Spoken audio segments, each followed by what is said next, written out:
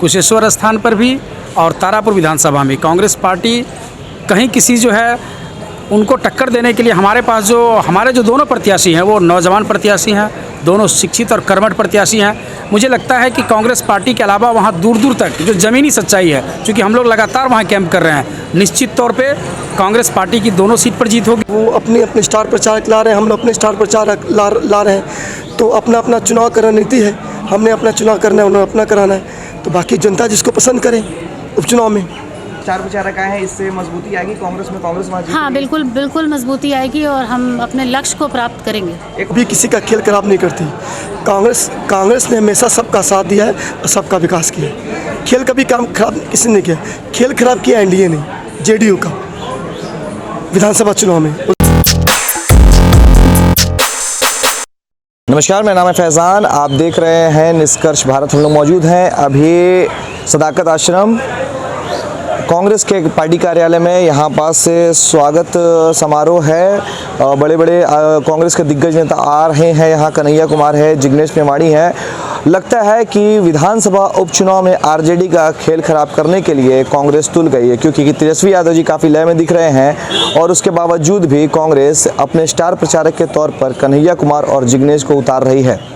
आइए सुनते हैं कार्यकर्ताओं का क्या कहना है। सर, बिहार विधानसभा उपचुनाव को लेकर के कांग्रेस अपने स्टार प्रचारक उतार रही है, लेकिन आरजेडी काफ़ी लय में दिख रही है। सर, इससे आरजेडी का तो वो कुछ ना कुछ तो पल्ला कमज़ोर होगा ना सर? नहीं, हम तो सिर्फ इतना जानते हैं कि दोनों सीट पे कुशेश्वर स्थान पर भी और तारापुर विधानसभा में कांग्रेस पार्टी कहीं किसी जो है उनको टक्कर देने के लिए हमारे जो दोनों प्रत्याशी हैं वो नौजवान प्रत्याशी हैं, दोनों शिक्षित और कर्मठ प्रत्याशी हैं। मुझे लगता है कि कांग्रेस पार्टी के अलावा वहाँ दूर दूर तक जो ज़मीनी सच्चाई है, क्योंकि हम लोग लगातार वहाँ कैंप कर रहे हैं, निश्चित तौर पे कांग्रेस पार्टी की दोनों सीट पर जीत होगी। और आने वाले आगामी 26 तारीख को हमारे कांग्रेस पार्टी के जो राष्ट्रीय माइनॉरिटी डिपार्टमेंट के चेयरपर्सन हैं आदरणीय श्री इमरान प्रताप गढ़ी साहब, उनका भी कार्यक्रम होने के लिए जा रहा है। तो जो भी कमी रहेगी वो निश्चित तौर पे 26 तारीख को पूरी कर दी जाएगी और काफ़ी वोट के मार्जिन से हमारे दोनों प्रत्याशी राजेश मिश्रा जी तारापुर से और कुशेश्वर स्थान से तिलेक कुमार जी चुनाव को जीतने के लिए जा रहे हैं। सर, क्या माना जा सकता है महागठबंधन से आप एकदम अलग हो रहे हैं सर? नहीं, महागठबंधन जो एक स्वरूप था वो आगे निश्चित तौर पे जैसा स्वरूप आला कमान और शीर्ष नेतृत्व को तय करना होगा, लेकिन अभी जो मौजूदा स्थिति है इस स्थिति में कांग्रेस पार्टी दोनों सीट को जीत रही है। सर, इससे सिर्फ आरजेडी नहीं सर, महागठबंधन भी कमज़ोर होती है अगर सर दोनों सीट से दोनों कैंडिडेट अगर नहीं निकलते हैं तो? नहीं, देखिए, ये जनरल इलेक्शन नहीं है, ये उपचुनाव है और यहाँ पे सभी पार्टी अपनी ताकत की आजमाइश करती है।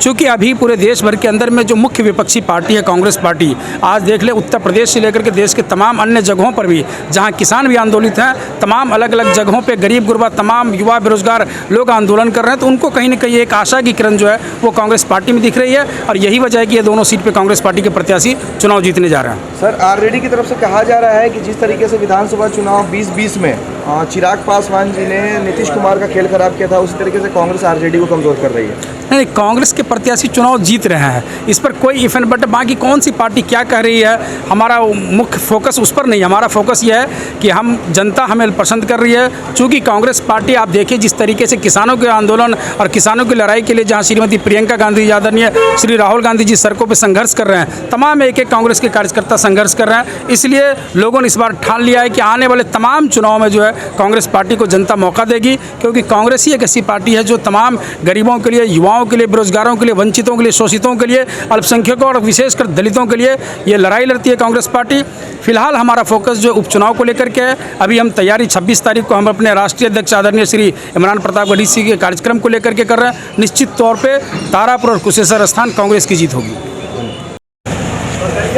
मैडम, क्या लगता है कि कांग्रेस से इतनी लय में दिख रही है, स्टार प्रचारक आए हैं, तो इससे आरजेडी का खेल खराब होगा उपचुनाव को लेकर के? मैडम, डेफिनेटली हम मेहनत कर रहे हैं और वो मेहनत रंग लेकर आएगी।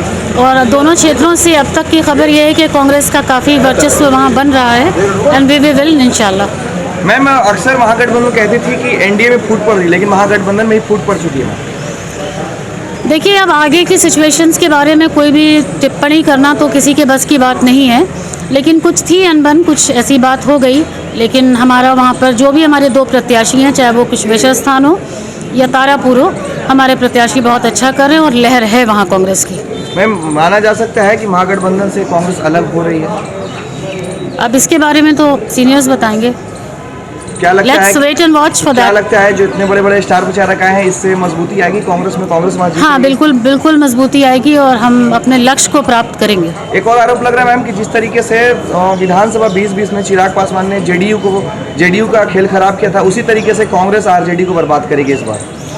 देखिए सियासत में कोई किसी को बर्बाद नहीं करता है, सियासत में जो होमवर्क करके आता है रिजल्ट उसी के पक्ष में आता है। Thank you. सर महागठबंधन अक्सर बात करती थी एनडीए में फूट पड़ रही है सर, अब तो महागठबंधन में सर फूट पड़ चुकी है। ऐसा कुछ नहीं, फूट तो उसमें है, फूट तो एनडीए में है। बीजेपी वाले और नीतीश कुमार को ठेंगा दिखा रहे हैं और आने वाला समय उनको ठेंगा ही मिलेगा। सर कन्हैया जी और जिग्नेश जी आ रहे हैं, तो क्या है सर तेजस्वी जी का इसमें खेल खराब होगा कि काफ़ी लय में दिख रहे हैं तेजस्वी जी? नहीं, ऐसा कुछ नहीं, हम लोग एक ही हैं। अभी महागठबंधन टूटा नहीं है पूरी तरह, और कन्हैया कुमार का स्वागत हो रहा है आज, और उनका जिग्नानी का स्वागत हो रहा है। उसके बाद आगे का जो आदेश होगा आलाकमान का हम लोग करेंगे। जेडीयू का कहना है कि अब किसको टूटना कहते हैं, क्योंकि महागठबंधन में होने के बावजूद भी दोनों पार्टियां अलग अलग लड़ रही हैं। नहीं, जिसको सर टूटना ही कहते हैं। देखिए ये तो उपचुनाव है, उपचुनाव में थोड़ा सा था कि नहीं भाई, थोड़ा सा आप भी अपना देख लीजिए, राजद वाले और कांग्रेस वाले, हम लोग अपना अलग अलग इस बार मन बनाए कि अलग अलग चुनाव लड़ेंगे। बाकी महागठबंधन अभी ऐसा पूरा टूटा नहीं है, आलाकमान का फैसला होगा। जिस तरीके से चिराग जी ने विधानसभा 2020 में जेडीयू का खेल खराब किया था, उसी तरीके से लग रहा है कि कांग्रेस भी आरजेडी का खेल खराब करेगी। ऐसा कांग्रेस कभी किसी का खेल खराब नहीं करती। कांग्रेस ने हमेशा सबका साथ दिया है और सबका विकास किया है। खेल कभी काम खराब किसी ने किया, खेल खराब किया एनडीए ने, जेडीयू का विधानसभा चुनाव में उसमें सब आरजेडी को अभी लय में लाने वाला सिर्फ तेजस्वी है, लेकिन कांग्रेस सर अपने दिग्गज नेता को बिहार में उतार दिए, उपचुनाव में आ रहे हैं लोग, तो सर इस पे तो कहीं ना कहीं आरजेडी कमज़ोर दिखेगी ना? नहीं, ठीक है, वो अपने स्टार प्रचारक ला रहे हैं, हम लोग अपने स्टार प्रचारक ला रहे हैं, तो अपना अपना चुनाव का रणनीति है। हमने अपना चुनाव करना है, उन्होंने अपना कराना है, तो बाकी जनता जिसको पसंद करे उपचुनाव में।